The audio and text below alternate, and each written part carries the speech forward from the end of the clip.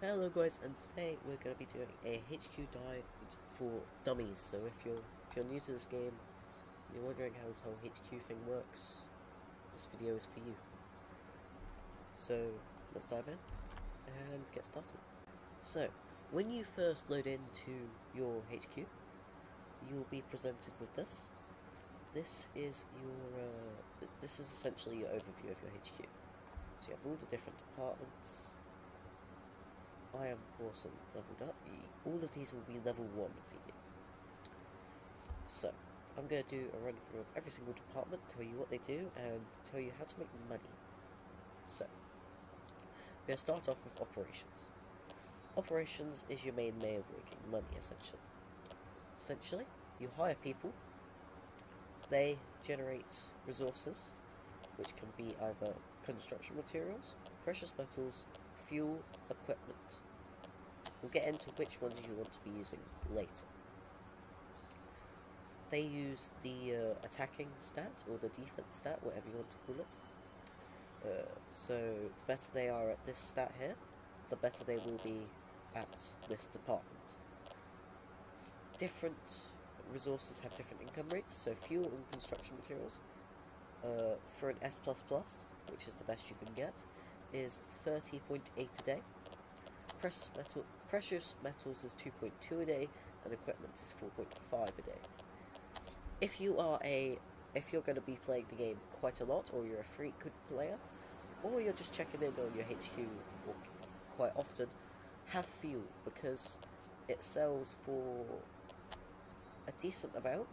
More accurately, it sells for 150 each, and it is the quickest way to fix. Whereas construction materials, you say, oh, they're the same amount. It's only 100 for construction materials. So fuel's the best if you're playing the game a lot. If you're not going to be playing the game for about a week or so, go for precious metals, because they're worth a ton more. But of course, they take a lot more time to get. So that's operations for you. The more you upgrade operations, the more staff capacity you have. So, deliveries. Deliveries is how you sell the materials you make in your operations tab. As you can see, I have some operations going on here that are selling my resources. They're going all across the globe. You sell your resources like this. You can sell a certain amount, depending on how good your delivery people are, and you'll sell them for money, as you can see. So the more I sell, the more money I'm making, 150 per. Now, your personnel, they take up this delivery stat, this one here, and the better their stat is, the better efficiency they have. And you're thinking, oh, what's efficiency? Well, for every resource that you sell at once, it takes up 10 efficiency. So if you have, for example, Nick Hall, who has 179% efficiency, I could sell 17 fuel, or 17 of anything, matter of fact. See, if I go over, delivery efficiency is too high for this employee, which means you can't sell that many with this person. You could, of course, you could have better people who can sell more at once. And when you want to sell, you just click sell. Upgrades, of course, all it does is staff capacity as well, so allows you to have more people doing deliveries for you. It's pretty simple. Alright, now you have logistics. Logistics is your storage, essentially. So, the more people, or the better people you have in logistics, the more storage you have. So this S++ guy for logistics is giving me 20 storage, so I can store 20 of a material with that guy. As you can see, this one, very simple.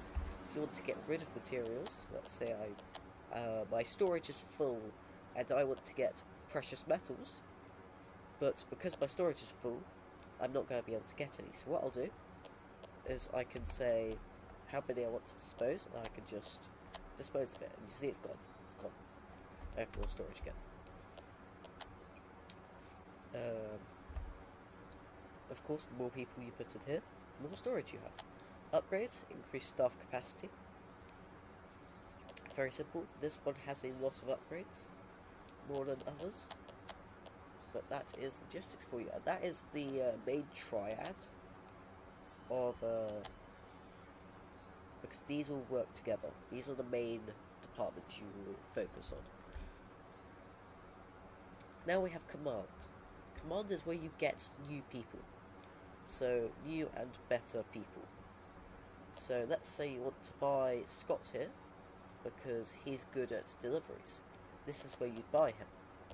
See, hire? You'd hire him, spend a bit of my money, but I'd have a new guy. To get better people available for hire in your command, you put better people in your command.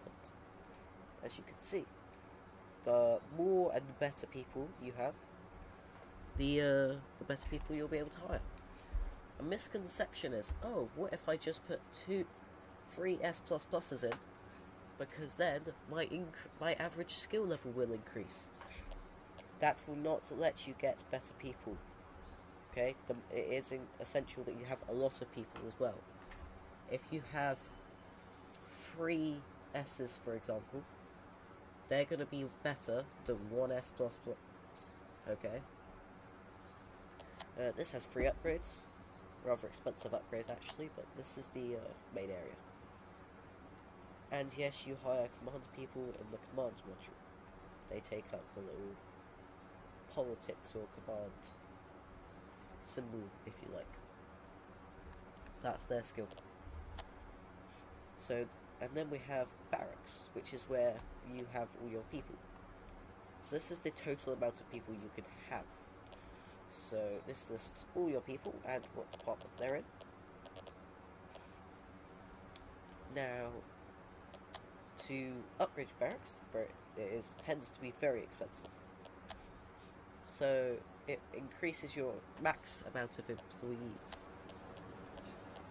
So let's say you have 29 people, and you want to hire 2 more people. You could hire 1 person in the command module, but then you'll have the max amount of employees, so you'll either have to get rid of someone to remove them, and they'll be gone forever, but you can hire that other person, or you upgrade the barracks so you can have more staff working at your HQ. You now have defences. Defences has received a massive nerf in the recent update that happened just this weekend at the time of recording. This essentially, occasionally you will get raided. A raid is where enemies will come to your HQ and they will attempt to steal your resources. You cannot participate in this happens whilst you are offline. Now, the better people you put in defences, the better defence efficiency it will give you, which goes towards your win probability. Right now I have a 0% raid probability, which means I will not get raided. And if I do get raided, I have a 40% chance of winning. This one has a lot of upgrades as well. What I tend to do to get a good defense is, let's say I have 8 people in operations, and I'm going to get a better person, so I'm replacing someone. Instead of removing this person, I will instead put them in defences, so that, because they share the same skill, they both share that attacking skill. And then if my defences is full and I'm trying to put a better person in there, that is when I will remove them. Now, Infirmary. Infirmary is quite a key one. They use up this medical stat. And amongst all your people, almost every department, you will see these little green bars that will go down over time. Now, if though that is essentially that is their HP or health. So whenever you get raided, or this would likely go down. For operations people, this happens over time naturally, whether you are raided or not.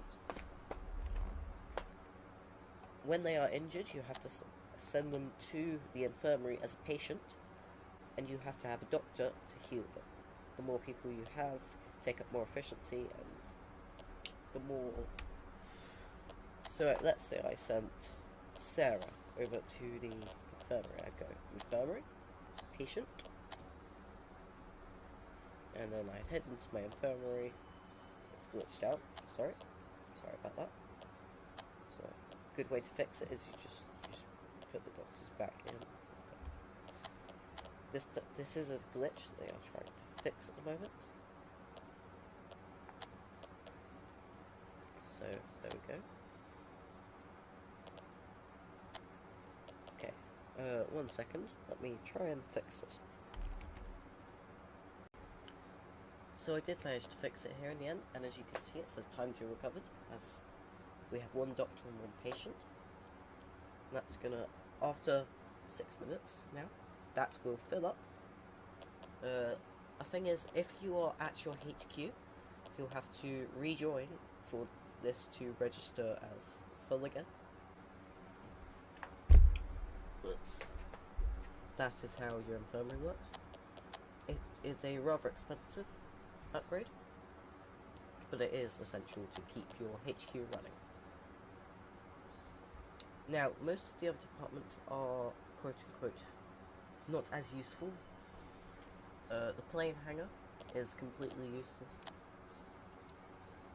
Research, you'll get onto that a lot later. You need to have minimum airbase level 3 to have that, so that's a very late on one. Don't worry about that. Your airbase level is you will need that for certain upgrades. You will get over time. It tends to be more expensive. Do note, the more you upgrade your airbase, the more you will get raided. Okay? So level up your defense as much as I can. I made the mistake of not doing that, but you should before you upgrade your airbase. The helicopter hangar and the garage do essentially the same thing. They allow you access to your mechanics division. Depending on what division you put them to, ground or helicopter, ignore the planes. That is to be added in a future update. So ground, that will give you discount on repair of your vehicles, and the helicopter will give you discount on repair of your helicopters. If you upgrade your garage, you get more mechanic slots and vehicle slots, so you can purchase more vehicles in open world Ronograd. Helicopter hangar, if you upgrade that, you get more staff capacity, more mechanic slots, and more helicopter slots, so you can purchase more helicopters. Now, another thing is your gunsmith. This allows you to add loadout slots. So, when you load first into the game, into the main menu, which I will go to quickly to show. So this is the in-game loadout. You'll normally, when you load into this is what you get first in the game. Head over to loadouts, and you have your different loadouts. Now, a gunsmith, as you can see. Upgrade your gunsmith to get more loadout slots, so you can just switch between. Starting out, you won't need these too much, but can be useful later on.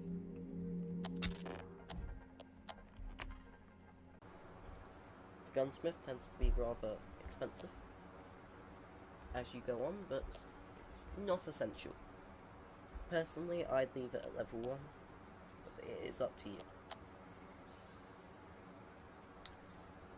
With the mechanics division, note that an S++ will give you a 25% discount, which sounds good. But then for every other person you add, that person you add will have a slightly less discount. So for example, this will have a 25% discount. This guy will give a 20% discount because of the amount of employees. and then 15, 10, so on and so forth. You'll get slightly less every single time. It does not necessarily go in 5 intervals, I use that purely as an example. Training. Training is the most useless thing in the game. It will allow you to rank up your personnel, so you can send them from an A to an A, or to an A+, or whatever. But it takes 24 hours per level up, and you need to have one person as a teacher, and it's only the student that levels up. Personally, I would not use training, leave it as is, save yourself the rather expensive upgrades. That is a complete guide of the headquarters. I hope you enjoyed it, and I hope to see you in my next videos. Goodbye.